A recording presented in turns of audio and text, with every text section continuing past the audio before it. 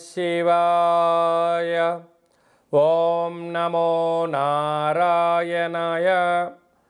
కర్మ నరదృష్టి నివారణ సంచిత కర్మ ప్రారబ్ధ కర్మ ఆగమిక కర్మ దగ్ధ నివారణ తులాభార కాల భైరవాయ నమో నమః. ఓం దిగంబరాయ విద్మహే సింహవాహనాయ ధీమహి తన్నో సంహార కాల భైరవ ప్రచోదయాత్. ఓం శ్రీ మహాలక్ష్మీదేవ్యై నమోస్తుతే. హరి ఓం.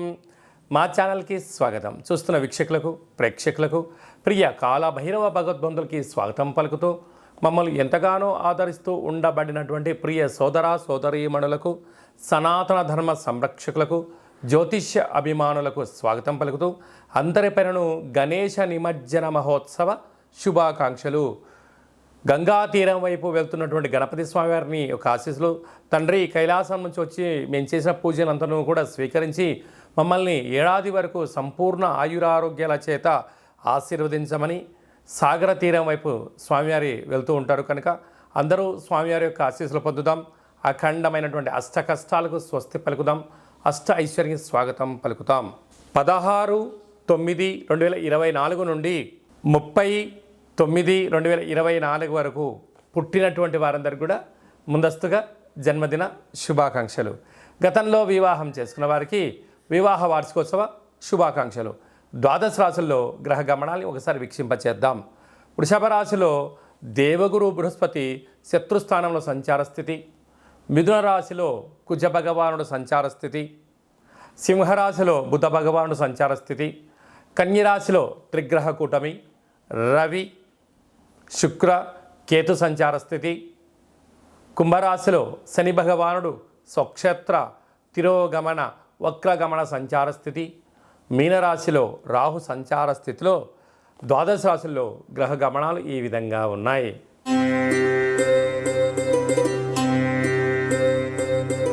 కన్యరాశి వారు విఘ్నేశ్వర స్వామివారి యొక్క సాగర తీర ప్రయాణం అంటే జల నిమజ్జనానికి వెళ్తున్న కాల సమయంలో ఎలాంటి విధిని పాటించాలో ఈ వీడియోలో సవివరంగా సంపూర్ణంగా తెలుసుకుందాం.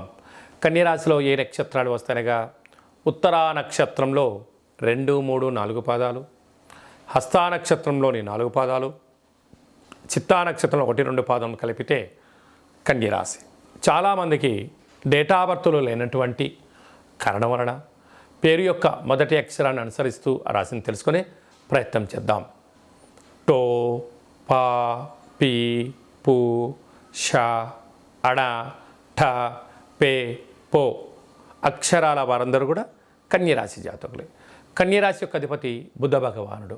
విఘ్నేశ్వర స్వామి యొక్క నక్షత్రము హస్తా నక్షత్రము, అది కన్యరాశిలోనే ఉండడం కనుక కన్యరాశి వారు పెసరపప్పుతో కూడుకున్నటువంటి నైవేద్యాన్ని భగవంతుడిగా ఏర్పాటు చేయడం, బియ్యపిట్టితో పాలతో కలిపినటువంటి ఒక 10 ప్రమిదలను ఏర్పాటు చేసుకొని తెల్లటి ఒత్తులను వేసి నెయ్యిని కానీ కొబ్బరి నూనెని కానీ వేసి స్వామివారికి మంగళ నీరాజనములు సమర్పించి ఆ మంగళ నీరాజన కళ్ళకు అద్దుకోవడం, బియ్యంతో కూడుకున్న చక్కెర పొంగలి కానీ పులిహోర కానీ దద్దోజనం లాంటివి దేవుడికి నైవేద్యంగా ఏర్పాటు చేసి సకుటుంబ సపరివార సమేతంగా భక్తి శ్రద్ధలతో ప్రసాదాన్ని స్వీకరించగలిగినట్లయితే మిథున రాశిలో ఎంతటి యోగదాయకం ఉందో ఈ యొక్క కన్యరాశి వారికి కూడా అంతే యోగదాయకం ఉందని చెప్పి గమనించగలగాలి.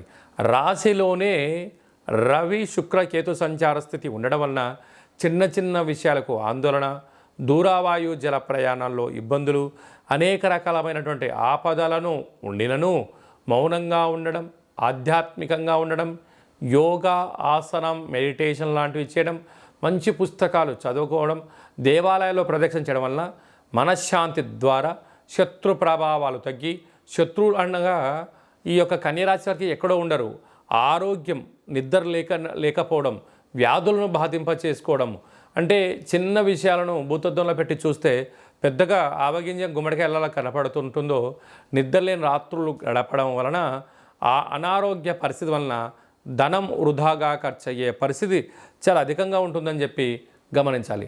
6వ స్థానంలో శని భగవానుడు వక్రగమన సంచార స్థితిలో ఉండడం వలన రుణ సమస్య, రోగ సమస్య, శత్రు సమస్యలు అనేక మంది ఎదురు చూస్తున్నారు. మోసపోవడానికి మీరు సిద్ధంగా ఉన్నారా? మోసం చేయడానికి కొందరు సిద్ధంగా ఉన్నారు.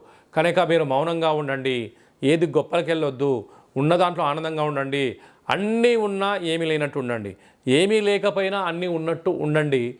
కాలమే శత్రువులకు సమాధానం చెప్తుందని చెప్పి గమనించాలి. సప్తమ స్థానంలో రాహు భగవానుడు ఉండడం వలన ప్రేమికుల మధ్య విభేదాలు, భార్యాభర్తల ఆటంకాలు, మూడో వ్యక్తుల ప్రమేయం చేత మీకు అనేక రకాల ఇబ్బందులు ఉంటాయని చెప్పి గమనించాలి. భాగ్యస్థానంలో గురు సంచార స్థితి ఉండడం వలన అన్నదమ్ములతో, అక్కా చెల్లెలతో, భార్య భర్తల మధ్యలో పార్ట్నర్షిప్ వ్యవహార కార్యక్రమం చేసేటప్పుడు ఆచితూచి నిర్ణయం తీసుకోవడం ఉత్తమోత్తమం.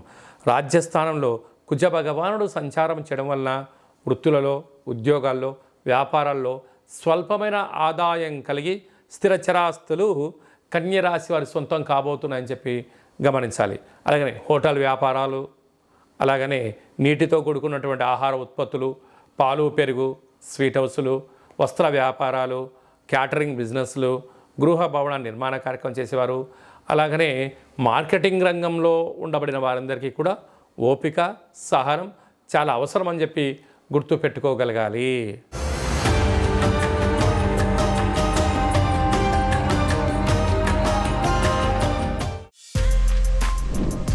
For more videos like this, subscribe Big TV channel.